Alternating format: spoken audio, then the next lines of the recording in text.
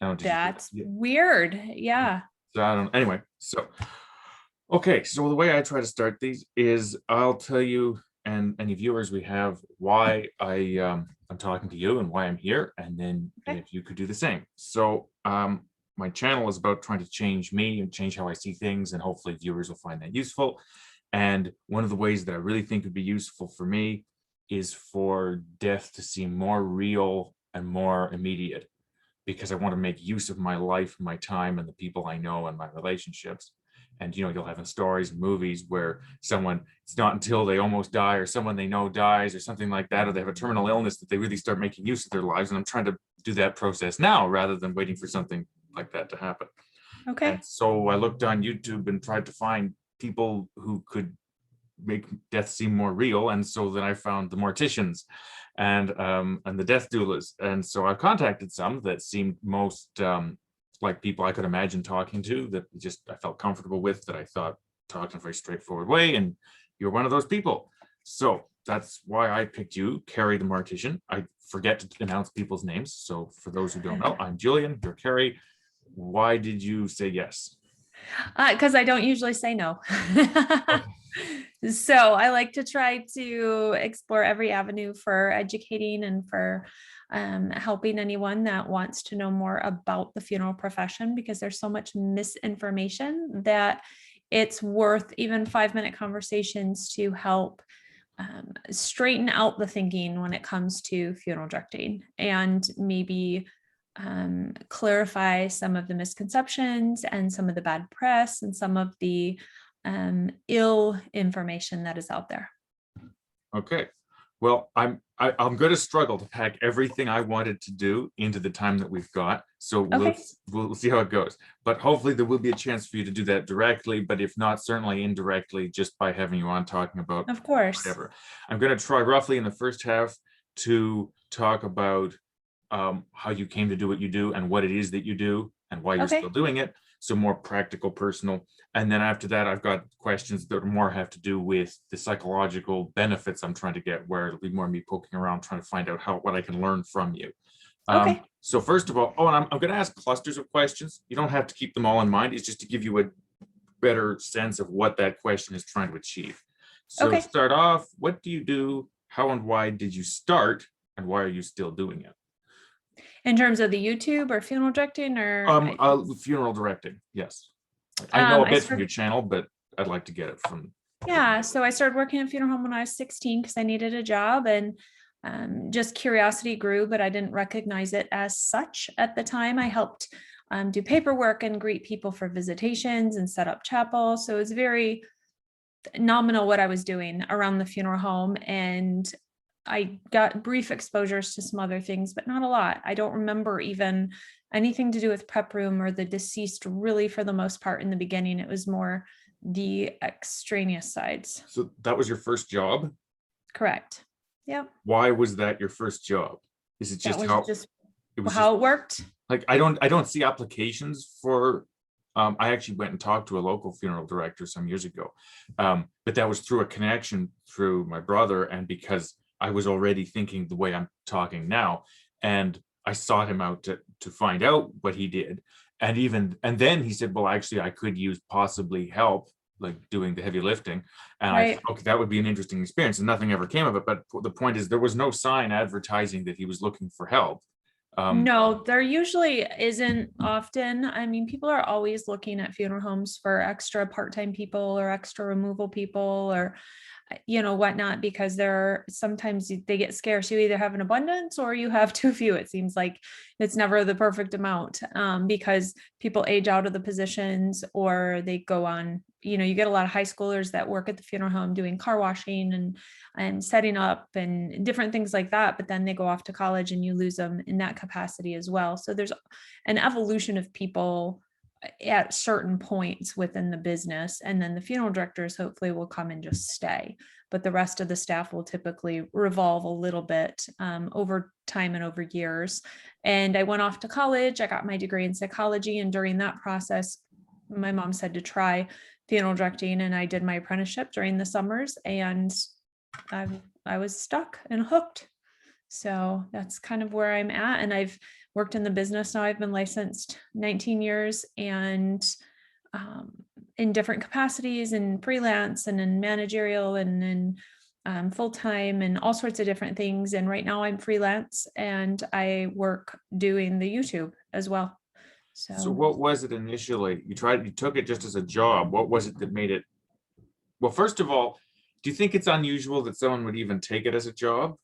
I mean, I know, no, I mean, so okay, so because it was more just labor and so on, but okay, so what got you from doing those jobs that I'm guessing, as you said, it's not so uncommon, to the more uncommon job of actually looking at working, as you say, as a funeral director, as a mortician? well, it's not uncommon. I mean, there's funeral directors everywhere. So it's Sure, not but I mean, it's uncommon. small percent.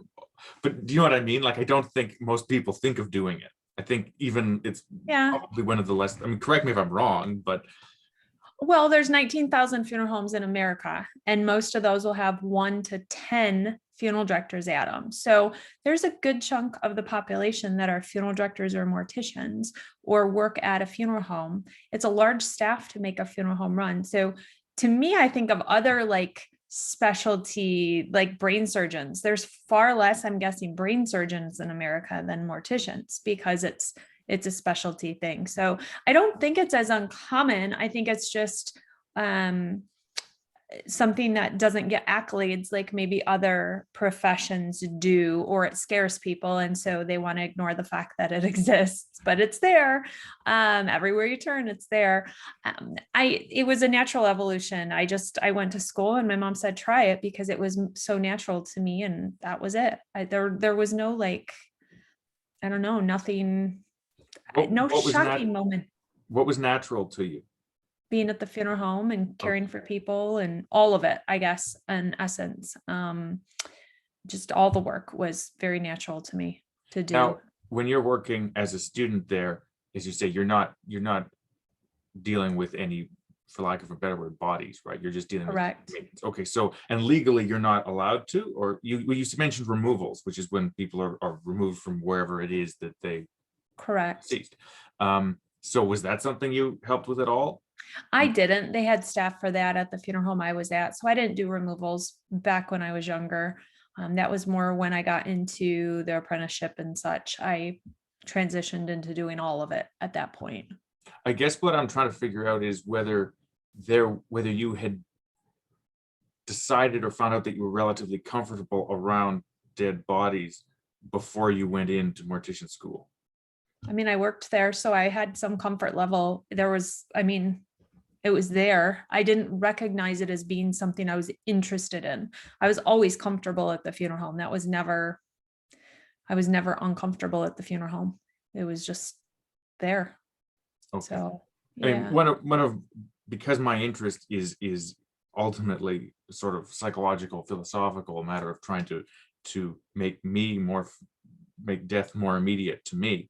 I'm trying to understand any differences that the job may have had for you, or any early insights you might have had, or anything like that. So I'm not trying to make out that you must have been some strange person to be interested in it, No. but I am trying to understand everything to do with that. So I'm just trying to figure out whether I mean, I think it was you who mentioned on YouTube that you don't always want to at parties say what you do because, well, I forget where the conversation goes, but people would say, why are you doing that? Or that's a weird thing to do. Or Well, not even, no, the reason I don't like to is because people then want to share with you their experiences and their loss, and you turn into a grief counselor and okay. a therapist.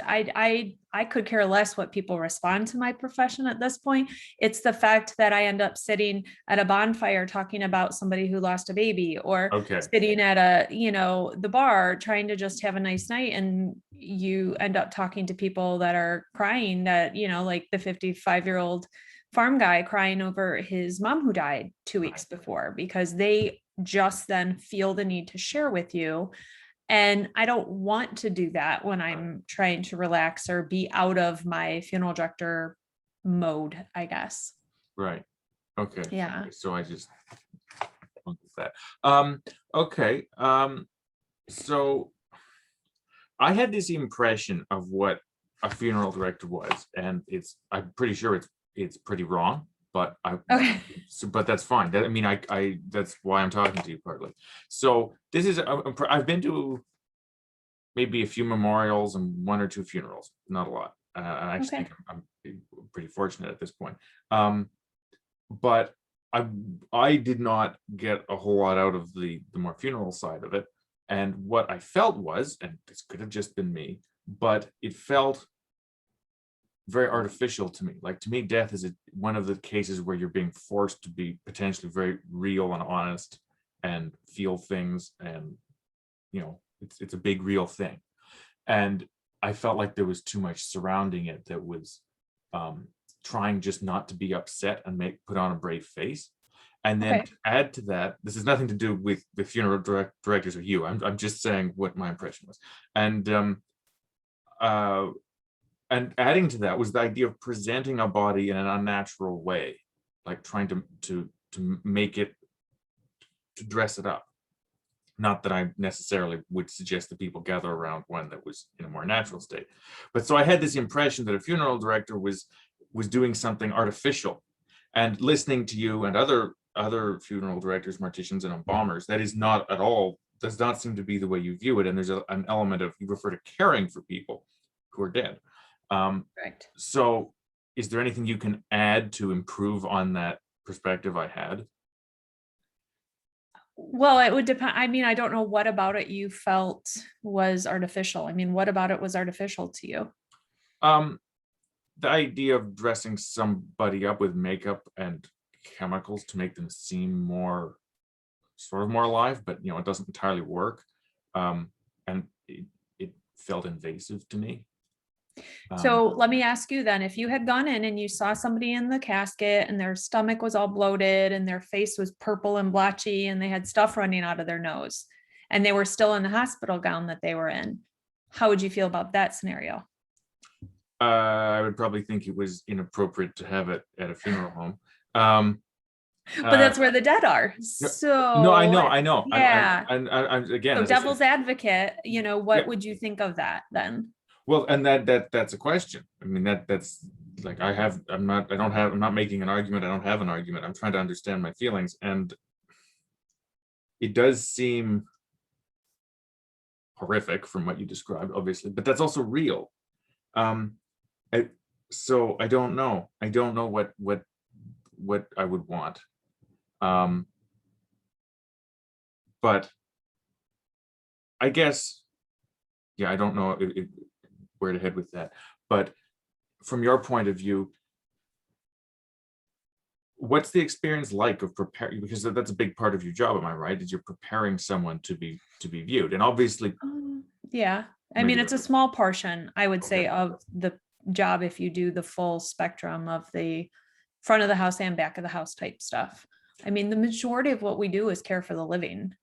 Right, Caring for the dead is a small part of what we're doing, right. but And two, I'm thinking, if anyone else had the same impression I did, I want to give you a chance to change your minds. yeah. What was I gonna say? I guess too, it's also how important is it's a matter of the way we operate too, is maybe in the past it would have been easier to very quickly for a family to gather to process that someone had died, and so they could be there soon. So there wasn't a matter of if having to preserve them to last longer. And so you could Okay. still, I'm just guessing, because you probably know more about the history than I do. Well, I mean, the embalming was started in the Civil War to get soldiers back from the battlefield to their homes before they decomposed on the train. And it took many days. There's only so much ice, there's only so much they can do. And that's why embalming started. Embalming is a temporary preservation and restoration of a deceased for a funeral. That's all it is. It's not an eternal preservation. It's not making someone look alive. It's just preserving them long enough for the family to gather to spend time with them. Back in the day, they used to use cooling tables in the homes. They used to use different forms of embalming or preservation with topical chemicals or different things. So things have been used for a very long time now. I mean, the Egyptians have used preservation for thousands of years. And when it comes to embalming, it is embalming at the end of Mhm. the day, that same, mummification and such. So it's been around forever. It's not a newer thing. Mhm. And it's used for the family to be able to gather and spend time with the deceased without having to worry about all the other scenarios in a quick fashion, in a timely fashion. Yeah, yeah. Okay. What else have I got here? So more specifically, what might you do as part, what do you do? What's your job description? What is my job description? Yeah. There isn't one. I learned long ago, I was told there's no job description, because if you have job description, then people will say that's not part of my job description and they'll try and not do things.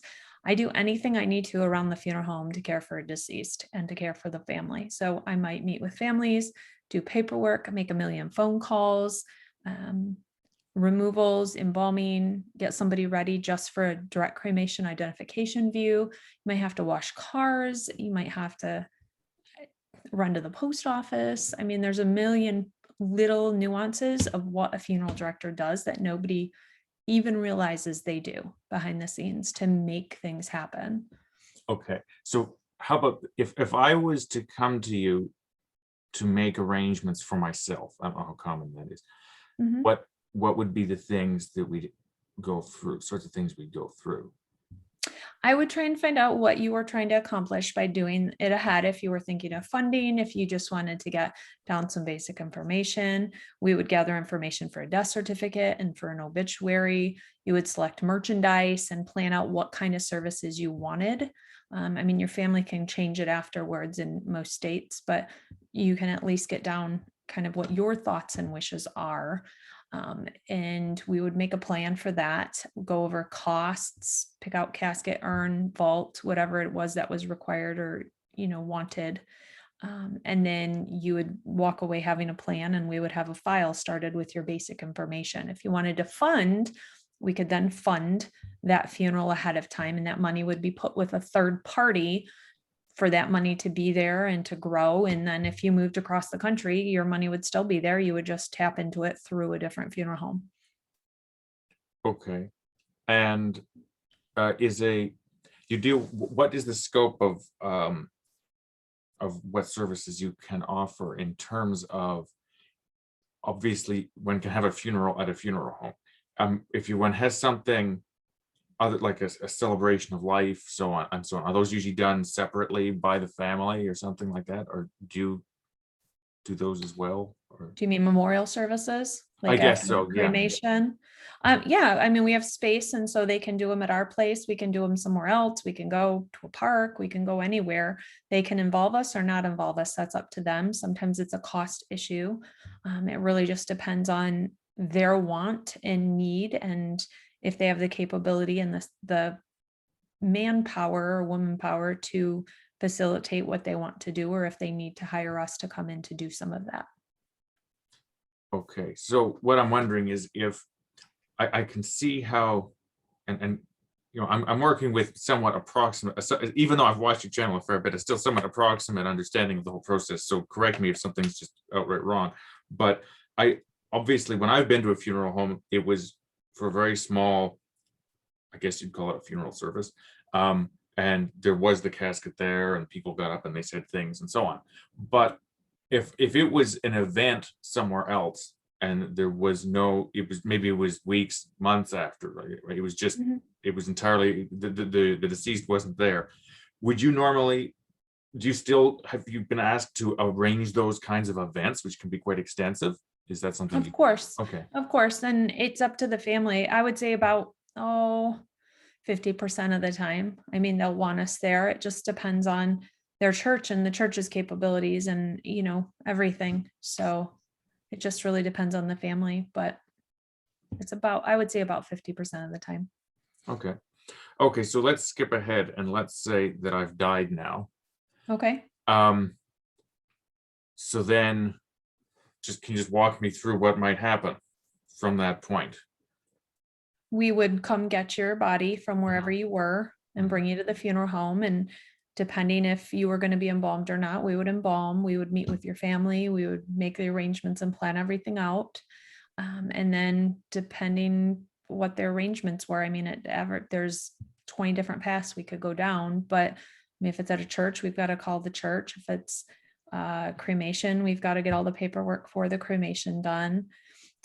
We need to get a hold of the vault company, the pastor, the casket company, the monument company if we need to order a date cutting, the church, everybody involved, get clothing, get photos, get you ready, get you in the casket if you're going to be casketed, line up help, line up staff, figure out vehicles for the day and who's going to be there, do printing, do videos, get picture boards from family, those kind of things. Okay. I'm sure I've known the answer to this question at one point, but in the winter, when it's a pain to bury people, what do you do for storage? We don't run into that here. I mean, that's not a problem here. There's very small areas of the country that you have to. Sometimes the funeral home stores, sometimes the cemetery, if it's common, will have a storage area that you store there. But a lot of times they can just use a grave heater and heat up the ground enough. I mean, frost is only down so deep and freezing is only so deep. And once you get past it, then you're fine. So it just depends on if you encounter that or not. Okay. So what, briefly, if you can, or less briefly, if you have to, what's involved in embalming? It's because it was funny when I first heard the word applied in a modern context, because I think of it as an Egyptian thing. I didn't realize that was what that was, or that it was a process that was done. So I know a little bit about it, again, from watching your channel and some others, but what's involved in, so you've brought me in, and let's say that there's going to be a viewing. And so, well, first of all, is embalming always necessary if there's going to be a viewing? If this funeral home requires it. So it's not a law that you have to be embalmed ever, but there's time restrictions in some states that you either have to be buried, embalmed, or cremated within a certain period of time. So embalming might be necessary by the state law, but funeral homes can require that if you're having a public viewing that you have to be embalmed. Okay. And do you have like a guide? Now you work at several different funeral homes, right? I do. Yep. But do they all have the same rules regarding embalming? They do. I don't know many that don't. Okay. Most, if you're going to have a big public viewing, you need to be embalmed because we can control everything that way. Right. Okay. I was going to ask if you personally would have a rule of thumb in terms of how long. There's not, no, because you have cooling, you have different conditions of bodies, you have so many things. Okay, so then what's the process? The body's bathed, shaved, features are set, so means eyes closed, mouth closed. Then they're injected with the preservative fluid, whatever the mixture is that the embalmers used, and you use typically your carotid artery, which is in your neck on the right hand side. You inject into the carotid with a machine the fluid, and your blood comes out the jugular vein, which is next to it in the neck. So if you have to raise other vessels, you do, if there's maybe drainage blockage or injection blockage in different areas from the circulatory system being not good, then you might have to inject in other areas. Once the injecting is done, then you aspirate, which is using a trocar. It's like a long, big needle. It's about 2 feet long and it's about 1/2 inch in diameter, and that's hooked up to a suction device, and that's inserted in the abdomen to puncture the abdominal cavity and take out the fluids that are causing the bacteria and all the stuff in your belly. And then cavity fluid, embalming fluid, is put right back in there, and you're sutured up and away you go.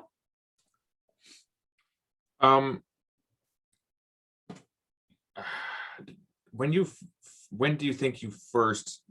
did you first do embalming?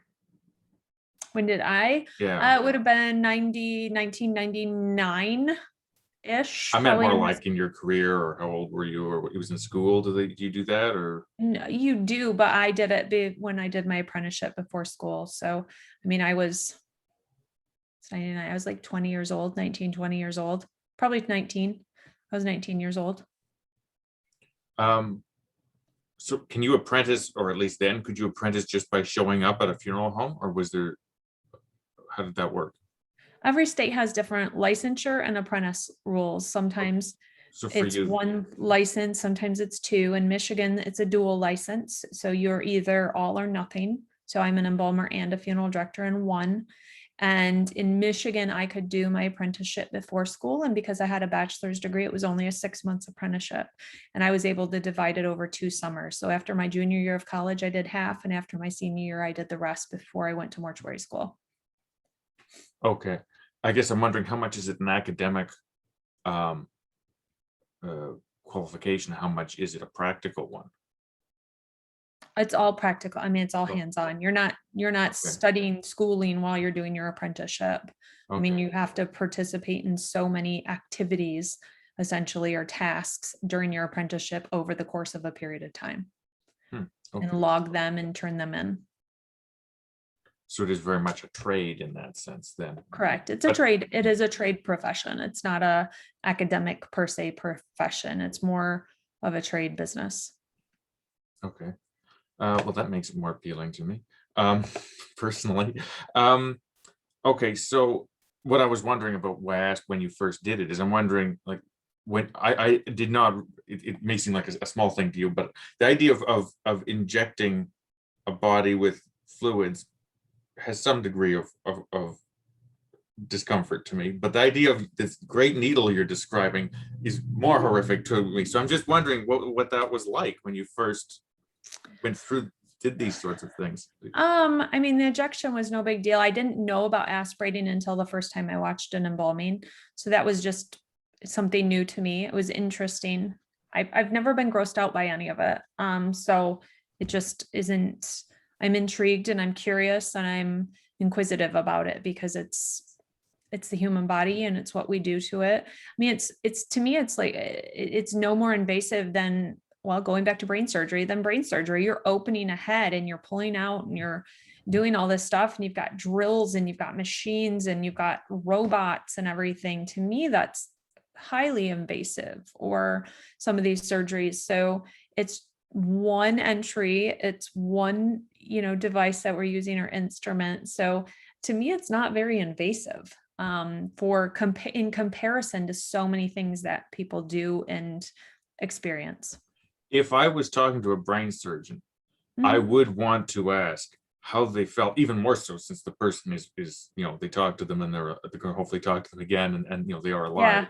Yeah. Is how do you do that? How do you feel about that? I mean, I have some experience with a farm of killing animals or dealing with dead animals, and I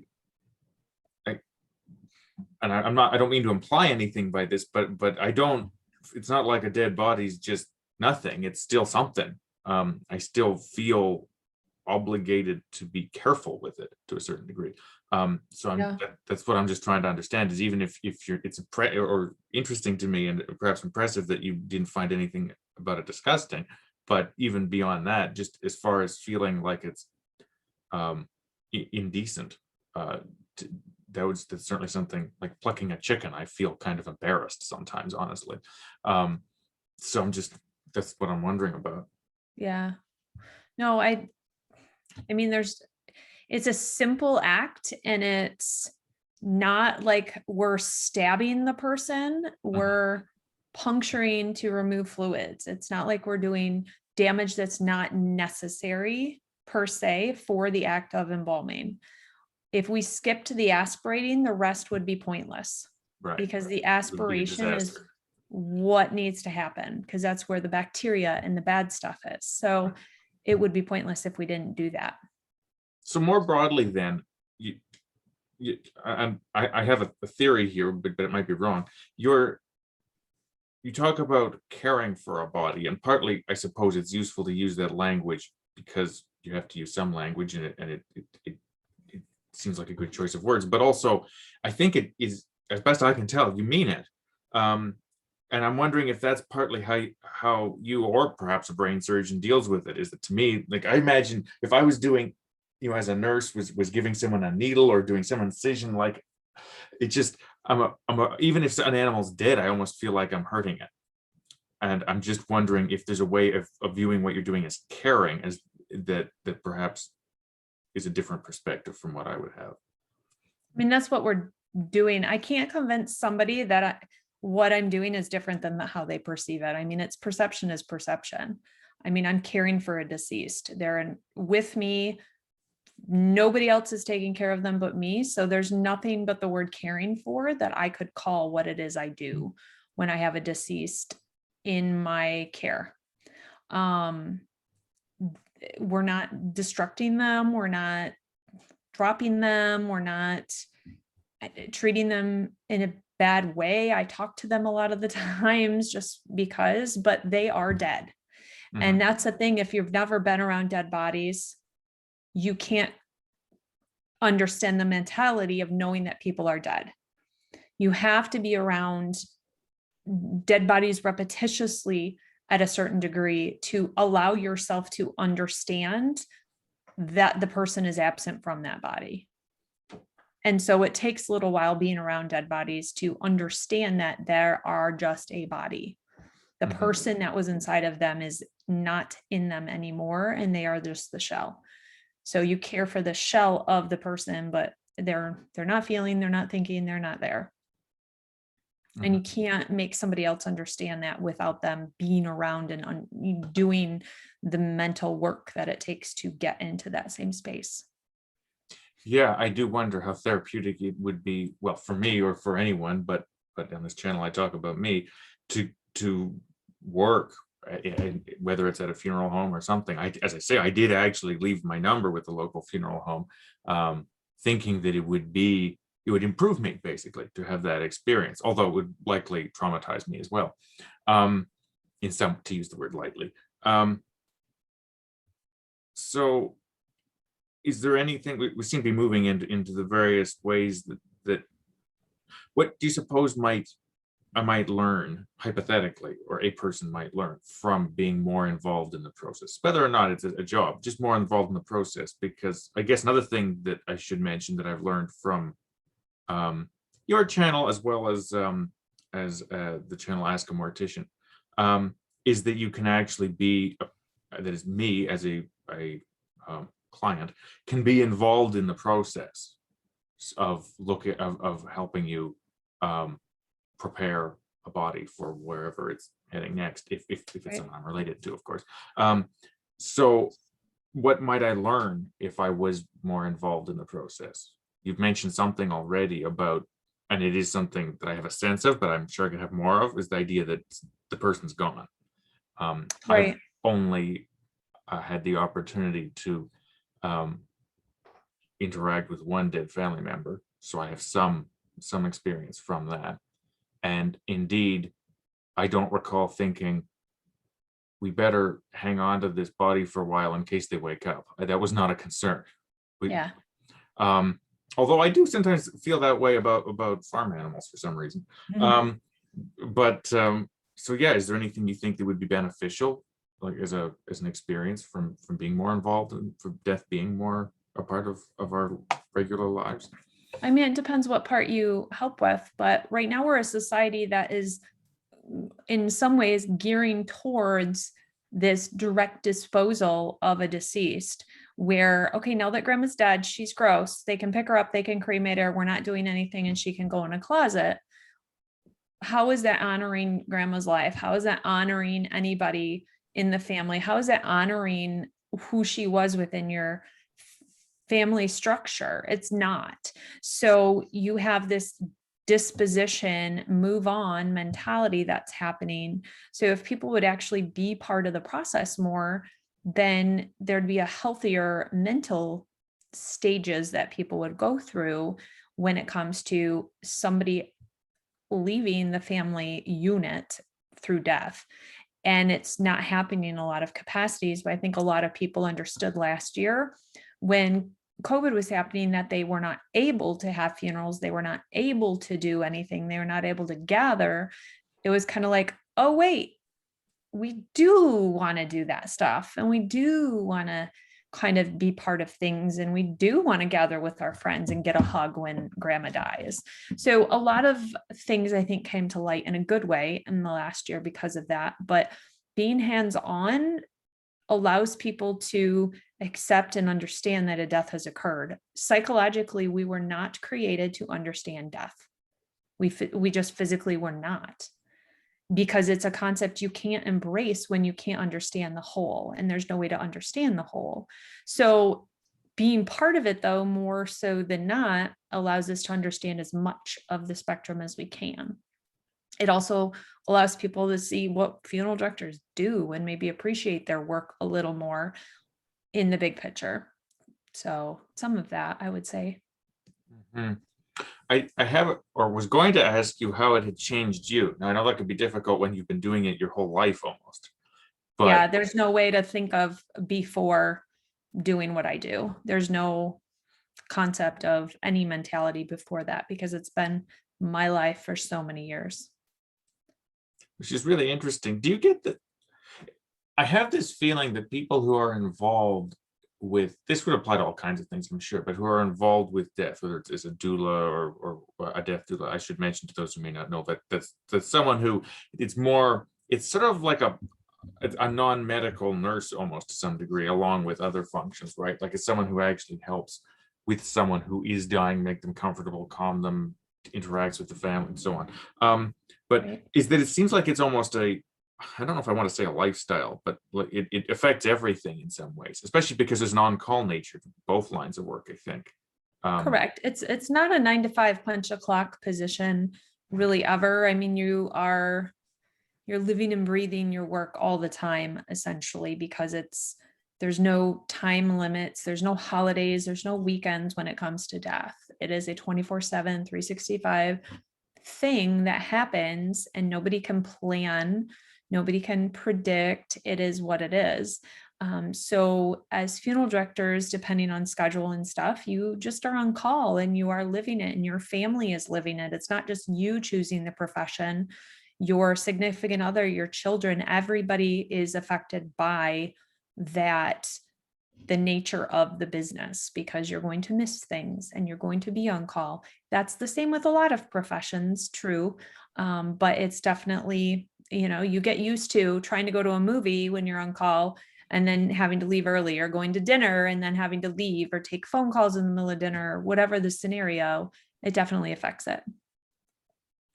Do you think you can you have an indirect sense of how it has affected you based on what other people say? Like, do you think it's it, it is a noticeable part of who you are? Like, remember, I'm coming at this from the point of view that I'm hoping that a more direct experience of death would make me make more use of my life and the people I know. So I'm wondering whether you think do you find your death seems particularly real to you compared to other people, how other people If talk about it? death seems realer to me, Yeah, then it does seem to other people, do you think? I don't think so. It's not like just working around death. I don't think I understand it anymore.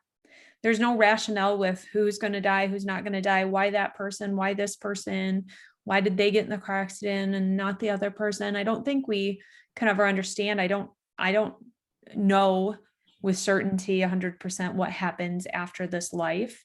It's not like I've had a glimpse of that being around death. I don't know any more than the next person. Mhm. I just know when you're gone from that show. With 100% certainty.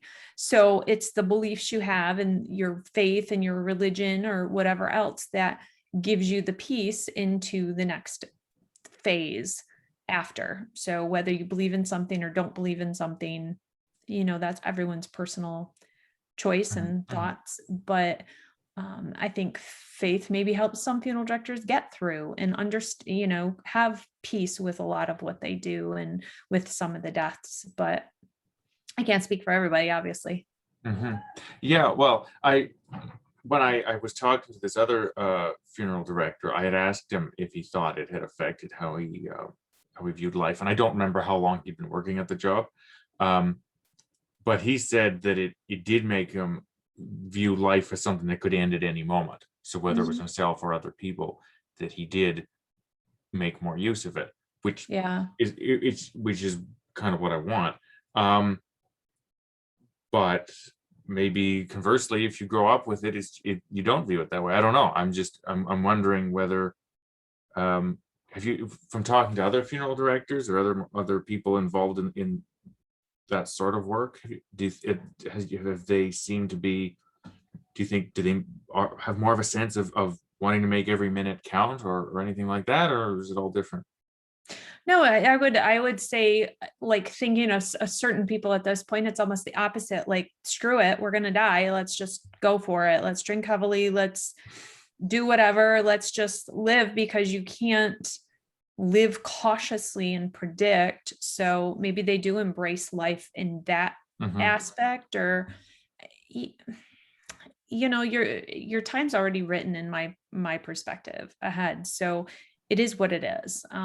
You can either just live fearing death, or you can just live, because death is inevitable. It's Hmm. gonna happen regardless. You can't like make it not happen. So you might as well just live and be surprised when it comes, kind of thing. Because I could be scared every single day of dying, but it's not worth losing your life to a fear when you can enjoy your moments that you're in.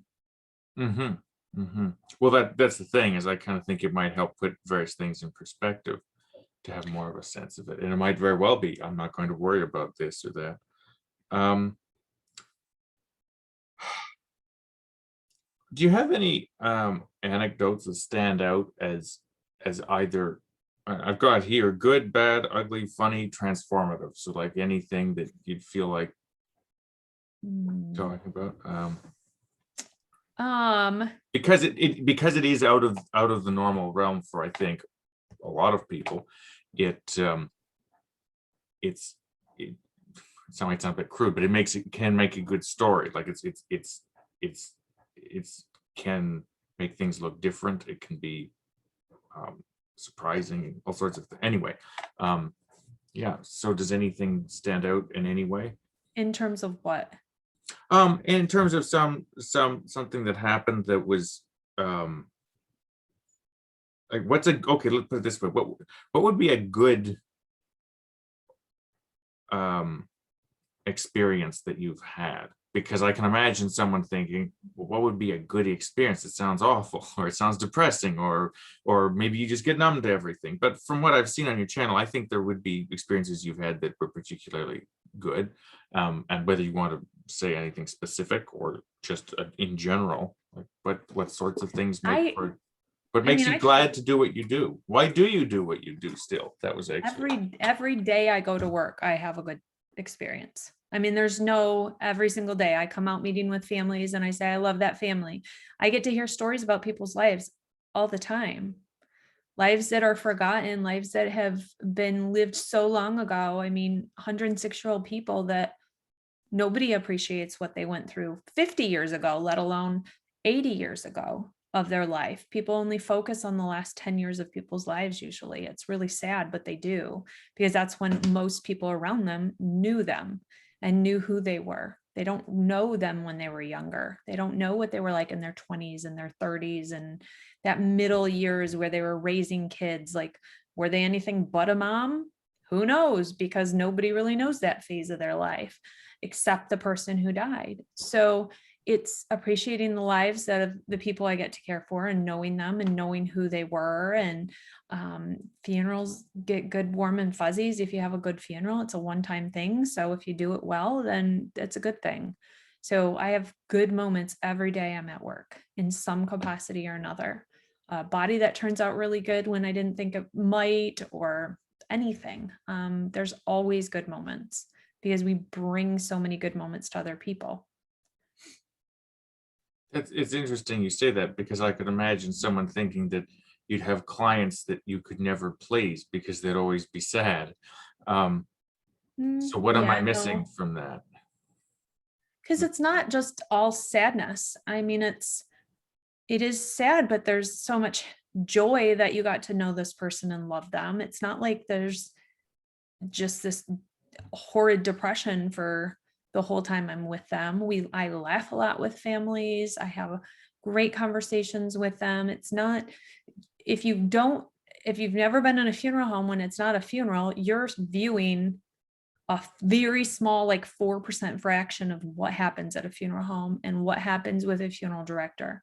It is a minute little blip in what a funeral director does and what the big picture looks like. And that's why some people have great moments and they get a warm and fuzzy because they went to a good funeral. They then want to be a funeral director. Well, you got to figure out what the rest of that job actually entails, not just a warm, fuzzy moment once in a while. And that's what I have a lot of conversation with students and things about, because they need to understand the rest of the business, that you're going to sit on hold for 2 hours straight with an insurance company, and that you're going to get up at 1 a.m. and you're going to be up for the rest of the day because you're going to get 3 death calls and you got to embalm and meet with more families. It's all the rest of the job that people don't see that we do that has any value to anybody because they don't see it. So there's people who do see it and they understand it, but everybody doesn't. The majority doesn't. Or don't, I guess you would say. Do you think it's tricky too? Because to some degree, if you do, the better you do your job, the less you're seen. I don't know the less you're seen, but the less you realize you need a funeral director. Maybe if things happen so seamlessly, you don't realize how hard they work to make them seamlessly sometimes, but it would depend on what the scenario was maybe behind that. I mean, the perfect scenario to this is looking back at COVID and the fact that funeral directors were not considered frontline. Funeral directors were not considered important enough to get the PPE equipment, even though if that many people were dying, who's taking care of them? And nobody was really recognizing that. And that was really frustrating, because it's not that we need like a pomp and circumstance, but the fact that we exist in the hard work we do does not get recognized. And it never has. We're the criminals and we're the bad people and we're the, take advantage people. And that's how we have been created in media a long time ago. And that is what they hold on to during everything, is that we are the bad people. So it is a slow battle to try and be present and in front as the good people and all the good we do, and kind of making our mark in that essence. But it is a strong divide between the viewpoints on that. So is that part of the reason you have a YouTube channel then? It started with just educating and putting some information out, but then more people asked questions and I'd answer more questions, and then more would come and more would come and more would come. And it doesn't matter if I did a video every single day, I still have probably 400 requested videos that I haven't got to. And then it keeps growing and growing and growing as I come up with new series and new this and new that. So it's a never ending satiation of information when it comes to death care, funeral business, cemeteries, everything. So that's not a bad thing for my channel, but it's one of those, I'll get to it because people want to know what they want to know right away. And especially if it's imminent in a death, maybe they recently have, or a situation they're in, they want to know that information. So I answer hundreds of emails and comments and things every week just to try to get information out to people. And that's just part of the position that I'm in. I could ignore all that stuff or charge for that side of it, but I don't. It's just what it is. And I want people to understand reality and facts and how things are when it comes to funerals. Well, and your channel is doing pretty well. I was just checking now, and you've got about 77,000 subscribers. So it's interesting that is the case. It's not slowly growing. Yeah. And it's not all people in the biz, right? Like you look at the comments. It's majority not. Yeah. There's very few people I think that follow me that are really in the business. It's mostly people I think have had a loss and connect with something, and they've searched for information to do with a loss, and they end up on my channel and they just stay for the information. I mean, the analytics, only about 14% of my subscribers even watch a video that I put out. So it's people subscribe, but they're not the ones watching. Right. always. And that's for any channel for the most part. It's a weird thing, but analytics are so shocking when you really look at them as to who's watching and when they're watching and how long they watch and all sorts of things. It's really a weird thing. You can't ever figure it out and try and harness it. There's just no way, but Yeah, having just started a channel, I'm much more aware of the other side of YouTube from mm, having a channel from a creator point of view. And yeah, yeah, I'm realizing how many of those views that people had on their channels that I thought were so impressive were for 10 seconds, or the person clicked by mistake. yeah. I don't know. Um, um, what was I going to say? I had thought of something specific to what you were saying. Do you think so? People are interested in what you have to say from a practical point of view. Do you think also it's that they value the fact that you're talking about things that they don't normally talk about? Like, just it's never mind the content, just it's the kind of conversation they don't normally have. It's Yeah, I mean it's opening into something that they're not usually privy to. I think some people like the fact I don't get gory, I don't get sensationalistic. I'm just quick and to the point, blunt, I guess you would say. And just super, I don't know, just I'm kind of like your everyday person, I think is how a lot of people feel.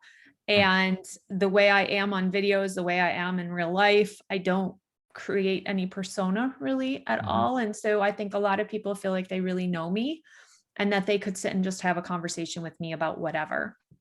And because of that, I think people keep coming back and wanting to hear and like the content because it is answering questions they've maybe always had when it comes to death and loss and things.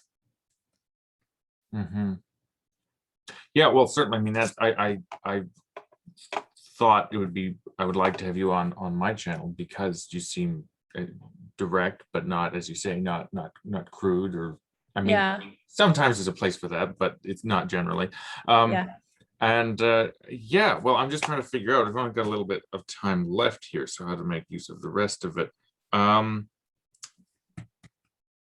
so I think I know the answer to this question, but do you have any recommendations for something I might do to try to get more experience with death?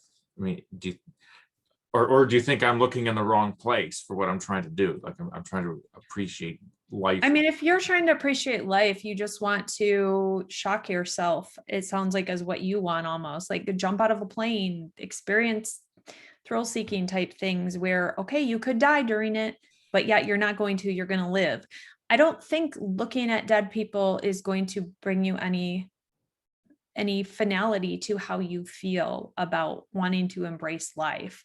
You yourself need to feel like you could lose life at any moment to then appreciate the life you have. That's my opinion.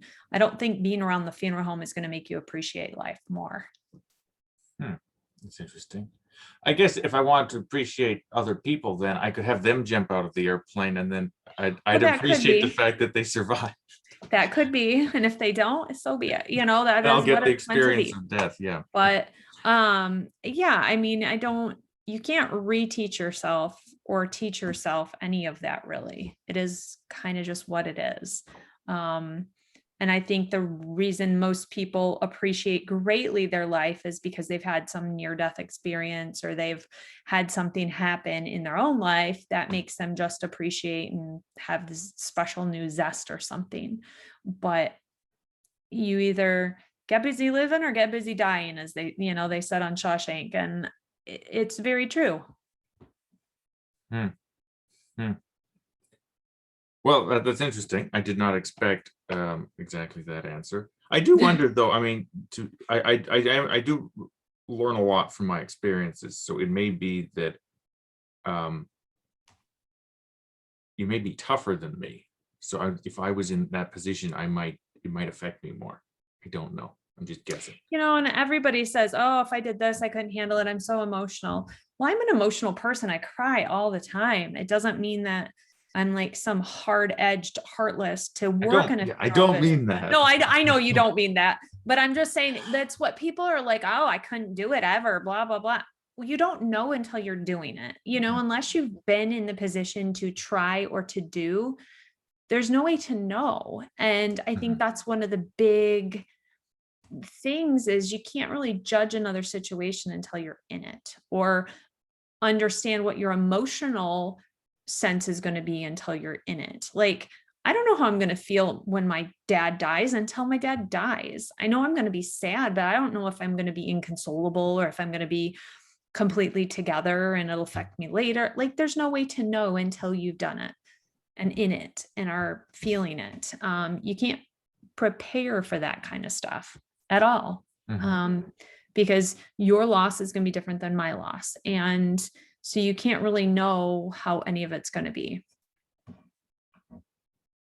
Yeah, yeah. No, I've over the last number of years, I've come to appreciate that sort of the just how much I don't know what to expect from an experience until I actually have it. Yeah. Yeah, which is good. There's nothing but good from that as far as I'm concerned, because it makes me more humble. Um, okay. You've only got a few minutes left, right? Um, what time is it? Yeah, just a few minutes. Okay. Okay. Well, okay. It's not a lot of time, but is there anything else you want me or other people to know? I mean, obviously, the first thing is they should go to your channel, and there's way more information there than we'll ever cover here. But is there anything you talk about misconceptions and so on? Is there anything else that I think Nothing just that stands out. I mean, there's a million misconceptions. I can't yeah, clear yeah. them all I up in think you have to go for the 2 minutes. personal point of view, which is where it's useful, and that's one of the big things I like to do with this is just by me being able to meet you and other people being able to watch us talking, it actually gives them a lot of social information about, Yeah. what's in, like, you're not just some guy in a suit trying to get people's money, right? To go I back to know. that. Yeah. Um, and yeah, so that made, I have a question I've been meaning to ask. I've had about 5 people on so far, and I forgot to ask them. So you're the first person to receive this question. Do I have an Okay. accent? Do I have an You accent that you can determine? you do have an accent. Yeah. Okay, what is it to you? To me it's very Youper or like lower Canadian. Lower as in geographically, or lower in some Yeah. more way? No, like geographically. Yeah. Oh, Where are that's you very at? correct. Where are you at? I'm just across the lake from you. Mm. Are you in Chicago or where are you at? No, I'm Wisconsin? Canadian, but I'm just in Oh, Ontario. So like yeah. See? the lowest part of Canada, See? It basically. is. It's the UP accent. You in UP accent, you enunciate certain things like very clearly, like O's and R's get enunciated a little differently, or pronunciation, like say process. Process. Yeah, process. It's kind of like the O is changed. Like I say picture instead of picture. Right. It drives people nuts because my mom's from Minnesota. So some of the way she enunciates, I have picked up. And so it's a little bit of the UP Minnesotan kind of thing, like North Dakota and kind of things. You say the O is a little different Mhm. and such. So yeah, that's what accent I would say is you had a Youper or a lower Canadian. That's really interesting because this is why what gave me the idea is I don't hear you as having an accent. Yeah, But I but I do. realized a few years ago that I could meet people who I heard had an accent and they didn't know. And I thought one of the things that means is they don't hear me as having an accent different from theirs. And I just thought, since I'm interested in different perspectives and so on this Yeah. channel, I thought I should ask everybody whether they hear my accent. It's just a neat self-aware thing. And I don't even know what a Canadian accent is. Like, okay, if Yeah, I like say if you said, about, if you said, "Oh, don't you know? Don't you know?" yeah, It I don't do that. go watch Fargo, and that's Okay. kind of that accent. It's not as strong as obviously a Fargo, but that's what it is. It's a U.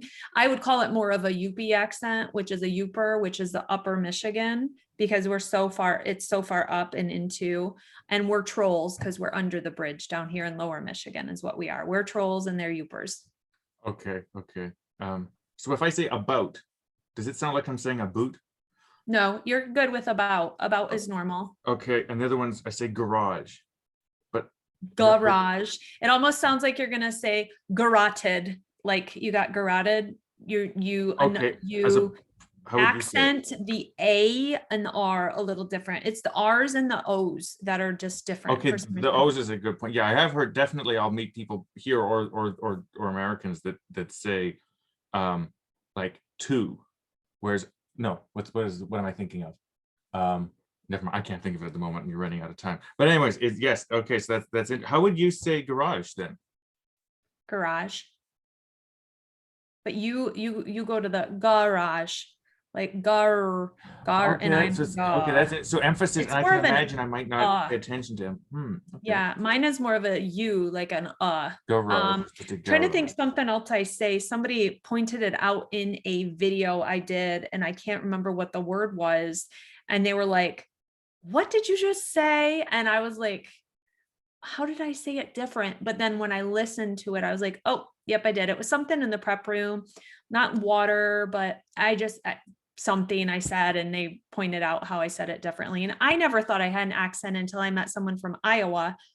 Iowans have literally no accent. There is nothing. I'm nasally and I'm got my thing. Iowans have nothing, literally nothing. There's just nothing. It's just no I don't even accent. know what that means, but I'm curious. I'll have to put that down. I'll have to look that up.